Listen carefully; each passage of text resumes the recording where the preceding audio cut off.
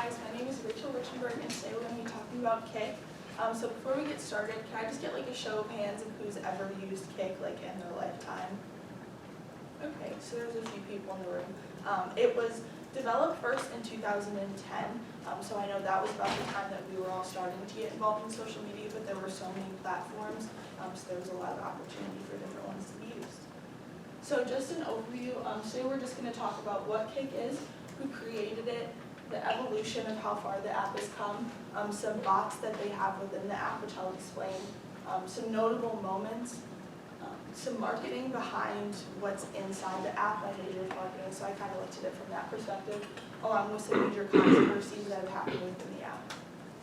So to start, we're just going to watch this short video on what the app itself is.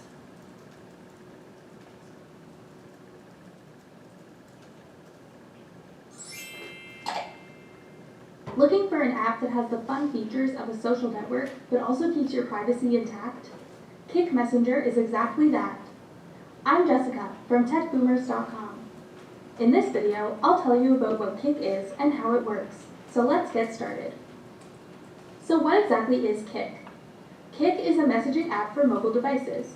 You can use it to chat with other Kik users through text messages, pictures, and video messages. Users can also browse a network of Kik-sponsored sites for fun things to do.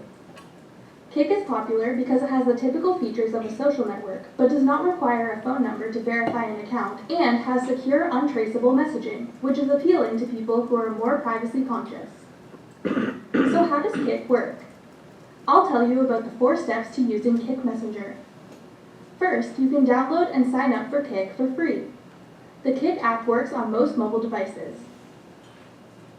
Step 2 is to find people to chat with. You can have the app import contacts from your device's address book, or search your friends by their username. You can also download automated programs to chat with. Step 3 is to use one of Kik's messaging options to communicate with your friends. You can send a simple text message, a picture or video message, or even draw them something. The last step is to check out the Kik browser to find fun things to do. You might find games to play, have a laugh, or get some inspirational advice to brighten up your day. You can share anything you find on this browser with your friends on Kik as well. That's it for our quick intro to the Kik app. If you'd like to learn more, check out our free Kik course on techboomers.com. So that's just a little background on what the app is itself.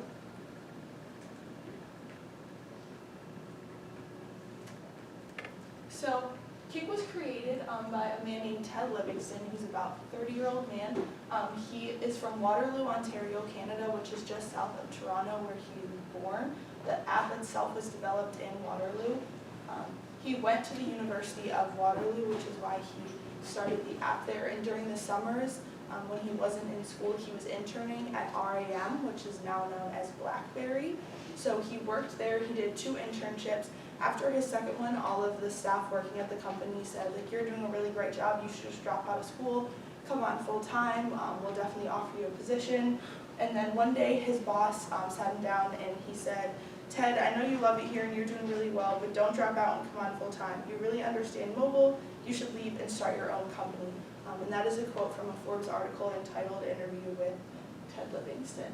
So he did not come on full time, instead he did exactly that. He went on and he started his own company, and that is when he developed Kik. So it first came out in 2010, but the real meaning behind Kik originally was to be a music sharing app.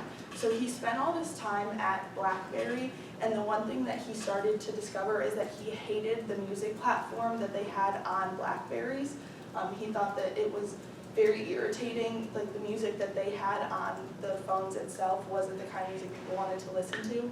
So he would always carry around his iPod and his BlackBerry phone. So he decided he wanted to develop a platform that was like a cross-sharing platform that you could use on different types of devices to listen to your music. So it was kind of like, in his head at the time, like a Spotify of music. So in 2010 of April, he launched Kik Music.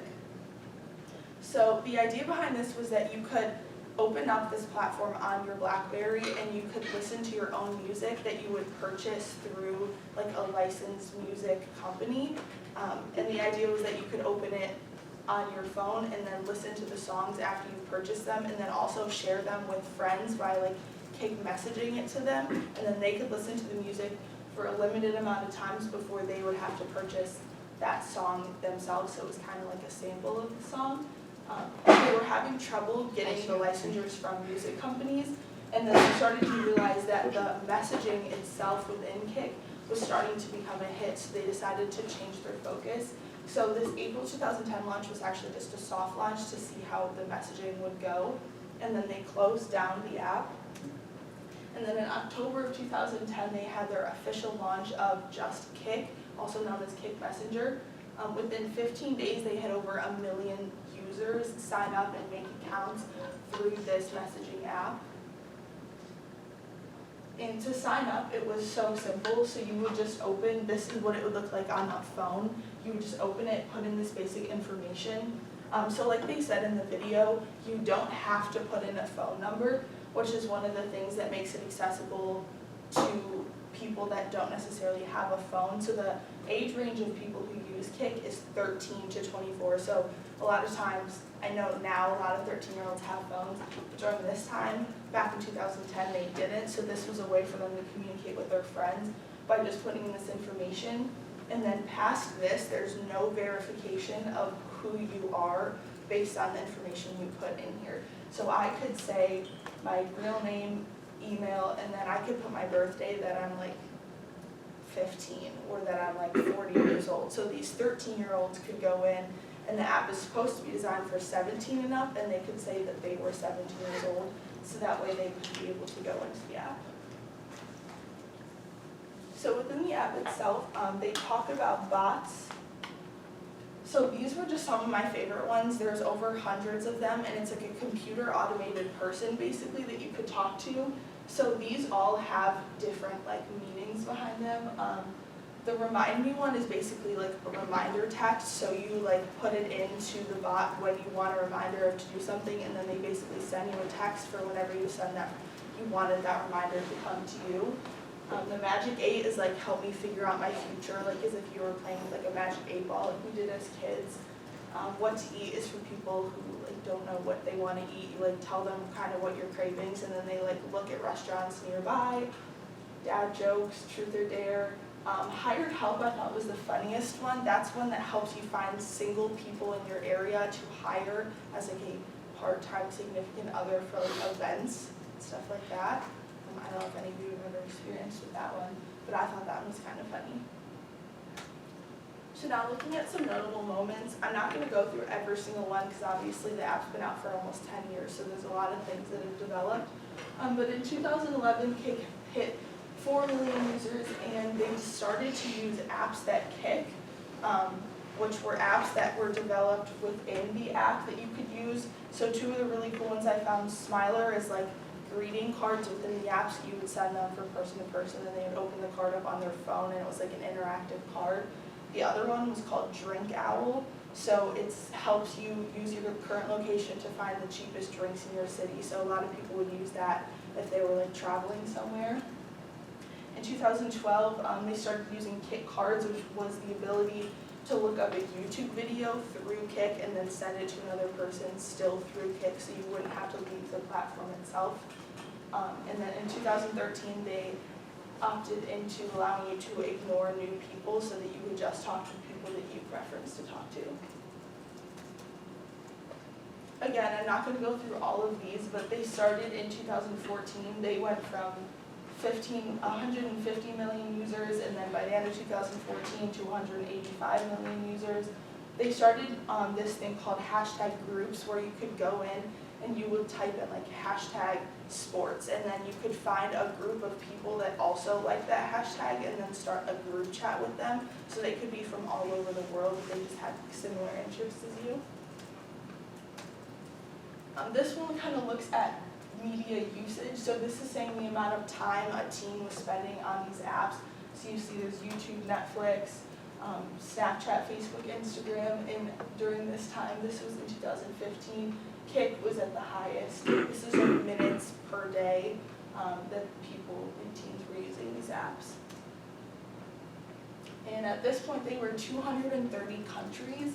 They had 200 million users, went up to 250 million users, and then by the end of 2015, 275 million users. And they were noticed, as you can see in this chart, as one of the biggest players in the messaging industry. So then this is from like the marketing perspective that I looked at it. These are companies that kind of utilized Kik as like a new platform of ways to communicate with like their target audience. So Sephora was using Kik to put out blogs of like makeup and beauty products around prom time to try and get to like girls who were going to prom to see like options that they had at Sephora purchases. J14 is like a teen drama magazine, and they were posting blogs as well because at this time more people were using social media for information and not going out to stores to buy magazines. The Worldwide Fund of Nature was just using it for a lot of awareness. Same with Shopify, a lot of awareness of like new brands and products. And then my favorite one, Coco, was like a crowdsourced well-being. So this is like a bot that was created, but it's more interactive with people you don't know. So it takes your location, you go into the bot, and then it finds you other people in your area who want to like talk to you for like your well-being. So if you were like feeling unsafe, if you had a lot going on, you were stressed, it would connect you with like a complete stranger that's in your area in case you wanted to meet and talk to them about something that has like no relevance to your life. So they were just kind of like there for you. So I thought that was kind of cool. Okay, now this side gets kind of deep, so I try not to make you cry this early in the morning. So at the positive side, a lot of people like their privacy protected, but on the negative side, like I said earlier, people can lie about who they are when they're going to the app. So there was a lot of cases that I found, but I just picked like a few small ones, and I won't go super into detail. And these were all from a New York Times article entitled "Wildly Popular App, Kik Offers Teenagers and Predators Anonymity." So there was a lot of child abuse cases involved with this app itself. One of them looks at a 15-year-old girl who got in a car with a man that she met on Kik who claimed he was like a 20-year-old man who was giving her attention. She was really upset. Her stepdad had just passed away. Her mom's new boyfriend had already moved in. She just didn't want to be at home. This actually happened in Cleveland, Ohio. So she messaged this man. She didn't want to be at home anymore. He picked her up and he drove her 500 miles to Missouri, where he held her captive in his house for a month until the FBI came and found her. She actually ended up going on Dr. Phil and like warning people about her experience because she was so traumatized and saying that she put all this trust in someone she thought she knew, but she didn't. So that was one of like the scariest cases that I found, and I thought it was relative since it was right here in Cleveland that I thought she was trusting someone she didn't even know. A lot of other ones I found had to do with sexting on Kik because since it's like privacy, so many people just don't think about what they're saying. They'll never meet the person they're talking to, so they're just saying what they want. Two small cases, one was involving a St. Louis man who was charged with using Kik to exchange child pornography. So he was like getting it from girls on Kik and then sending it to other people on Kik. They were like paying him for it. Like it didn't talk about that part, but it just said he was getting compensation from it. And then an Alabama man was charged with statutory rape and attempted kidnap for a 14-year-old girl, and he was 55 years old. But in the app, he told her that he was in his mid-20s as well. So that just kind of tells you like that's what people are hiding. And then this was the scariest one. So two Virginia Tech freshmen were charged with kidnapping and killing a 13-year-old girl. So this girl thought that she was talking to an 18-year-old boy who went to Virginia Tech, and then when she wanted to hang out with him and his friend ended up kidnapping her and then murdering her, and then she was found. And the messages ended up being traced through Kik, but it's private, so law enforcement had to go back and talk to him as if like someone else had used her phone. So scary. And then overall, just looking at some positives and negatives of Kik. Obviously some positives that it's someone to talk to, you can make friends. There's lots of self-motivation apps within it, so it can be used on like a very positive aspect.